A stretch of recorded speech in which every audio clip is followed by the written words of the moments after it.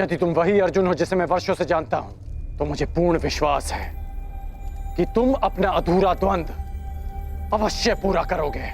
मैं पहले भी वही अर्जुन था और अब भी वही अर्जुन हूं। मुझे ये द्वंद्व स्वीकार है।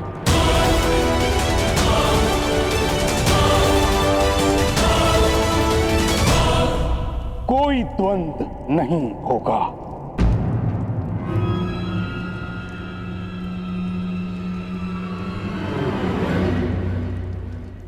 क्यों पितामह?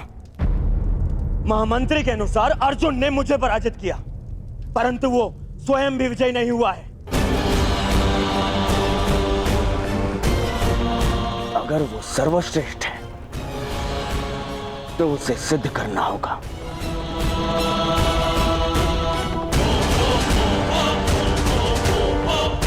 जब कर्ण और अर्जुन दोनों ही यहां प्रस्तुत हैं, तो युद्ध से भय क्यों है आपको? भय मेरी विजय का या संदेह अर्जुन के कौशल पर?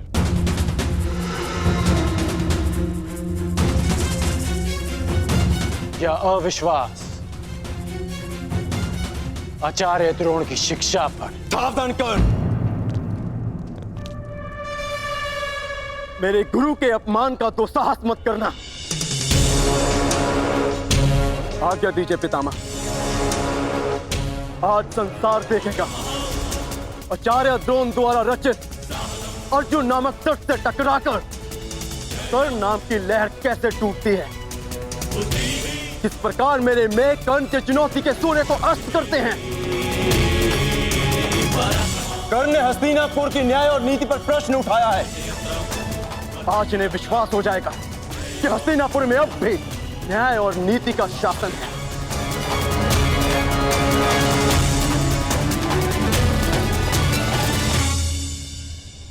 हस्तिनापुर के न्याय और नीति से बहुत पुराना परिचय है मेरा।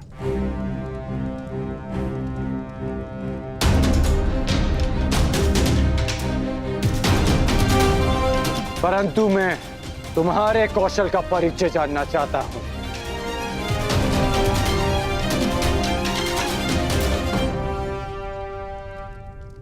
महाराज, युवराज चयन के नियम के अनुसार द्वंद्व के विजेता को युवराज बनना था, और यदि प्रतिनिधित्व के बल पर युवराज चयन होता है तो कुमार दुर्योधन को भी उचित प्रतिनिधित्व मिलना चाहिए, जो उन्हें नहीं मिला। महाराज,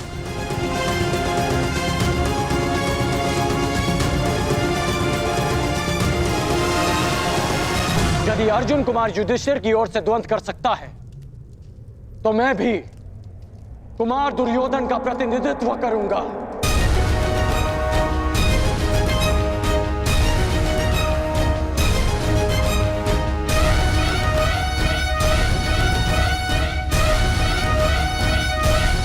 और इस स्थिति में भी अर्जुन और मेरे मध्य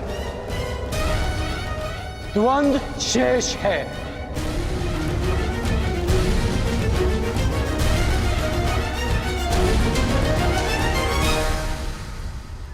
इसे कहते हैं सीधे पांव बारा। एक ही पासे में खेल पलट दिया। हाँ? एक ही पासे में। तुम पे भरोसा करके मैंने भूल नहीं की थी कर्ण। यदि पितामह का आदेश हो तो अर्जुन के कौशल के साथ साथ यमराज का भी परिचय हो जाएगा कर्ण। भीम, प्रतीत होता है कि रंगभूमि में मिली हार को अब तक बचा नहीं पाए हो तुम। कहो तो हम भी एक और द्वंद्व कर लें। मेरा भी निवेदन है कि अर्जुन को द्वंद्व की आज्ञा दी जाए पितामह। वाह, क्या कहा? पहली बार भीम ने ऐसा कुछ कहा है जिसके मैं भी पक्ष में हूं। क्यों भ्राता युधिष्ठिर, क्या मत है आपका?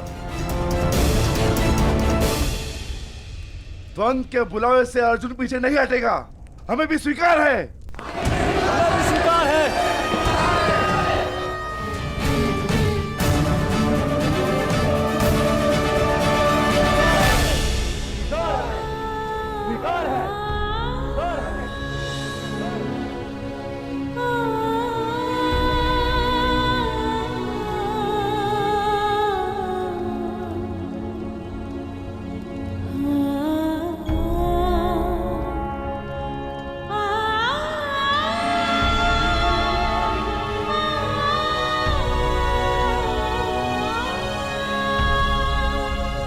परंतु मुझे स्वीकार नहीं।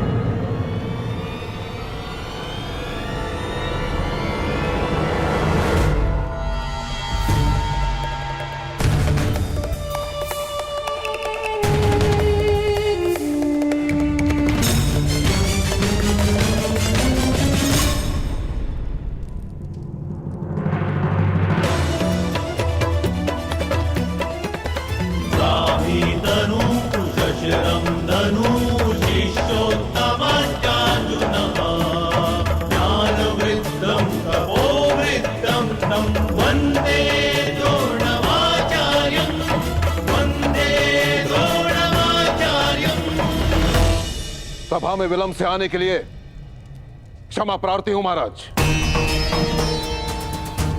मेरे शिष्यों में से सर्वश्रेष्ठ योद्धा कौन होगा, इसका चयन केवल मेरे अधिकार क्षेत्र में आता है महाराज, केवल मेरे।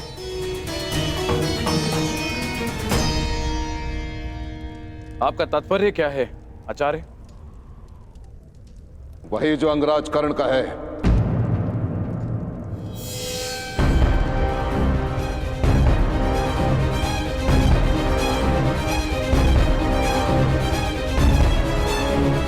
यदि सर्वश्रेष्ठ योद्धा का चयन युद्ध भूमि है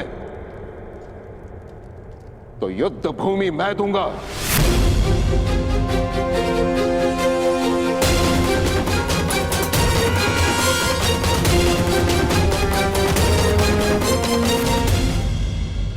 वैसे भी नियति कहती है महाराज कि गुरु दक्षिणा दिए बिना कोई भी शिक्षा पूरी नहीं मानी जाती। मुझे गुरु दक्षिणा चाहिए, वो भी राजकुमारों से। और जो शिष्य मुझे मेरी गुरु दक्षिणा प्रदान करेगा वो हस्तिनापुर का युवराज होगा।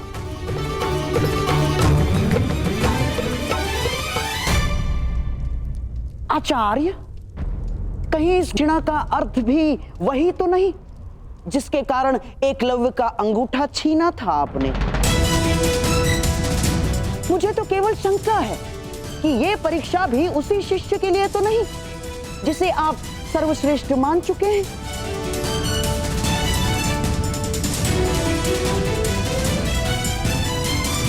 कहिए आचार्य, क्या चाहिए आपको गुरु दक्षिणा में?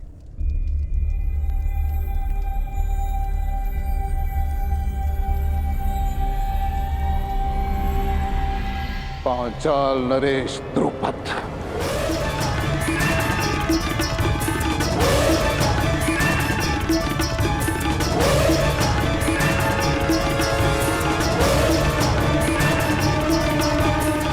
मुझे गुरु दक्षिणा में पांचाल नरेश द्रुपद चाहिए महाराज। तो मेरा जो शिष्य द्रुपद को परास्त करके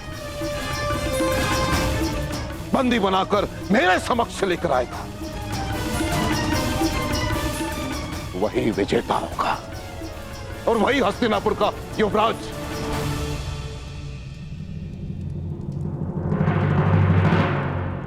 ये कैसी गुरु दक्षिणा है आचार्य? आप जानते हैं कि पांचाल नरेश द्रुपद कितने शक्तिशाली हैं। उनकी सेना अपराजेय है आचार्य। योद्धाओं में वट वृक्ष के समान है वो। तो मेरे शिष्यों को बलपूर्वक उस वृक्ष को उखाड़ कर फेंकना होगा महाराज।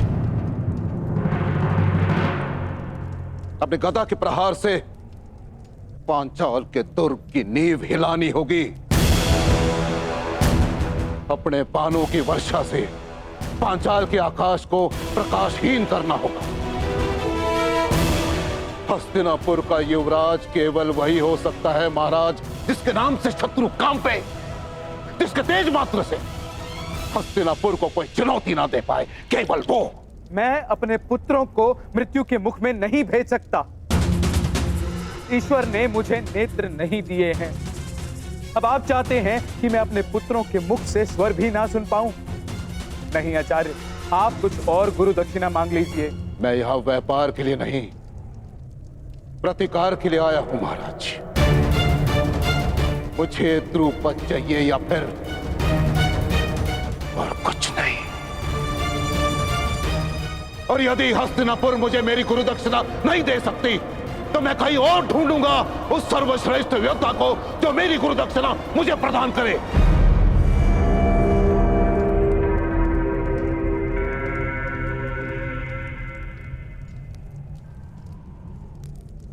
ठीक है आचार्य, हस्तिनापुर की सेना आपके लिए द्रुपद को लेकर आएगी। ताची स्वयं द्रुपद को बंदी बनाकर लेकर आएंगे। नहीं महाराज, मैं महामहिम का गुरु नहीं हूं, मैं गुरु राजकुमारों का गुरु हूं। मुझे गुरु दक्षिणा चाहिए तो केवल इन्हीं से चाहिए।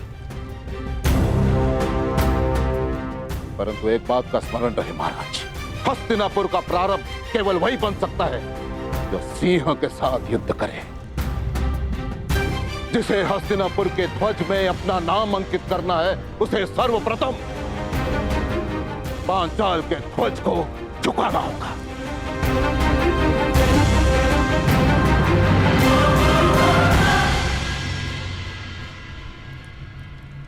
नौकार तलवार बनाता है महाराज, परंतु अपने स्वामी को देने से पूर्व उसकी धार को परखता है।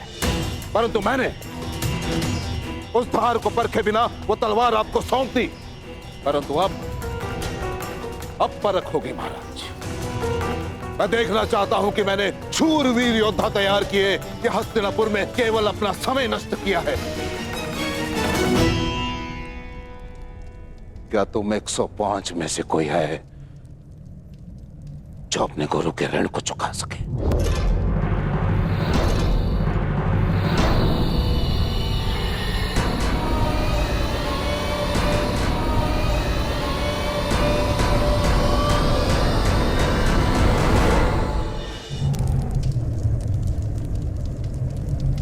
मुझे मेरा उत्तर मिल गया महाराज। आज अपने ही परीक्षा में असफल रहा। आप अपना युवराज चुनने के लिए स्वतंत्र हैं और मैं अपने सर्वश्रेष्ठ शिष्य को ढूंढने जा रहा हूं।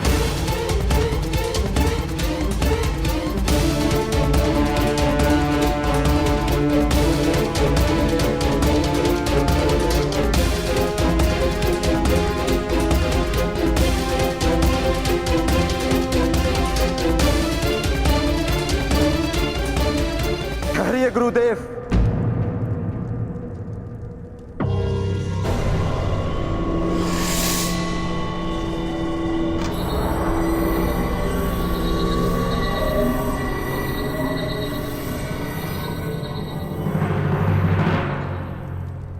विलंब से उत्तर देने के लिए क्षमा चाहता हूं। मैं सोचने लग गया था कि वर्षों के महान परिश्रम के बदले मेरे गुरु बस इतनी सी गुरु दक्षिणा मांग रहे हैं।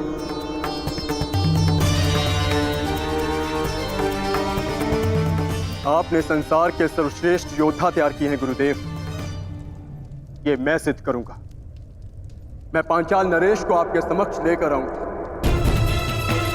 मैं पांचाल की ध्वजा को आपके चरणों में भेंट करूंगा।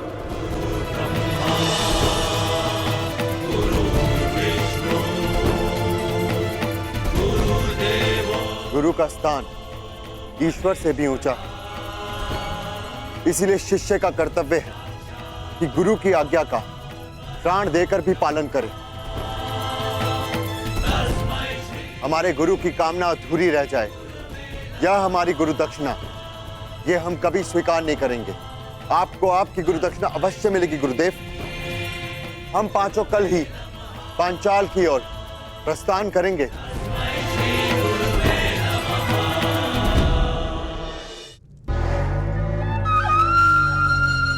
मेरे होने वाले सम्राट।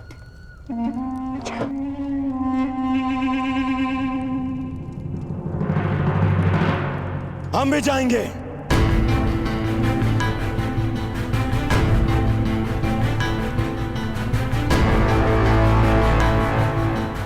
पांचाल नरेश को आपके चरणों में लाने के लिए।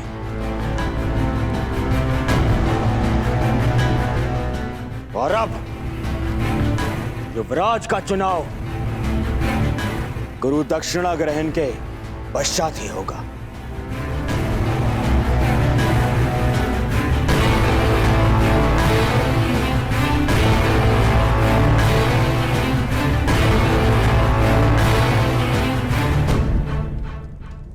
तुम भी हमारे साथ चलोगे मित्रकर्ण, मेरे साथ में। मैंने जीवन भर आपका साथ देने का प्रण लिया है कुमार। मैं अवश्य आपके साथ चलूंगा। कुमार दुर्योधन, यदि एक सूत पुत्र अपनी योग्यता सिद्ध करने के लिए एक राजकुमार से सहायता मांगे तो उचित है, परंतु एक राजकुमार युवराज बनने के लिए एक सूत पुत्र से सहायता ले वो उचित नहीं है। जो युवराज बनने के योग्य ही नहीं। मैं केवल एक बार मां महिम से कहता तो संपूर्ण पांचाल राज मेरे चरणों में होता, परंतु मैंने ऐसा किया नहीं।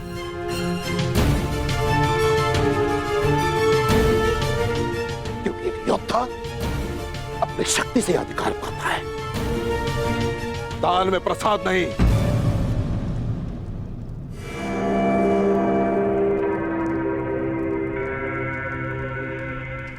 मेरे जितने शिष्य अपने ज्ञान की शक्ति प्रदान की है, वो आने वाले कल के सम्राट की दाहिनी भुजा बनने वाले हैं।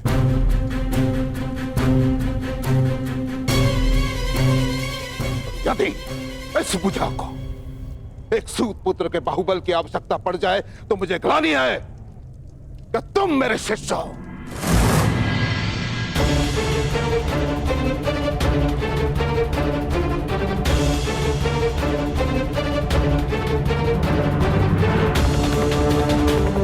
अंगराज कर्ण, तुम अपने मित्र के सहायता के लिए प्रस्तुत हो, ये तुम्हारा कर्तव्य है। परंतु युवराज पद के इस परीक्षा में तुम सम्मिलित रहे, ये तुम्हारा अधिकार नहीं था। ना तो तुम मेरे शिष्य हो और ना ही रंगभूमि के भांति इस बार मैंने किसी योद्धा को ललकारा है।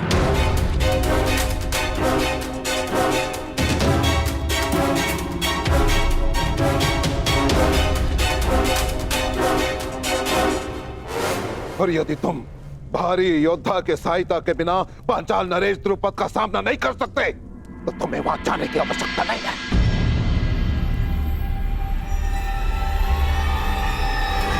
आचार्य,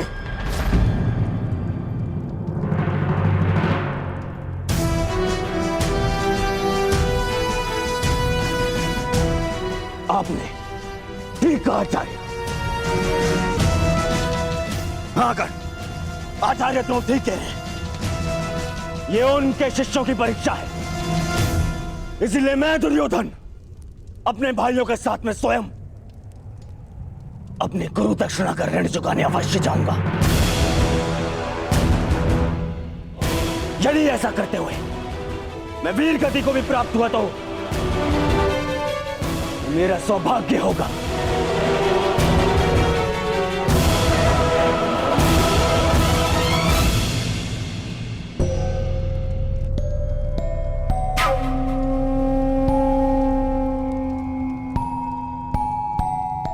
परंतु यदि ऐसा हुआ तो मेरी आत्मा पर एक उत्तरदायित्व का भार शेष रह जाए।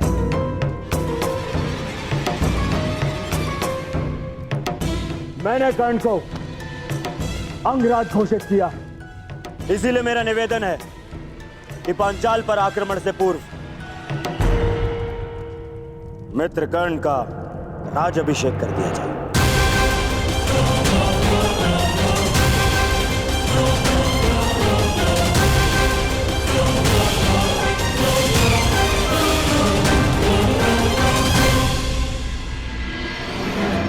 पितामह,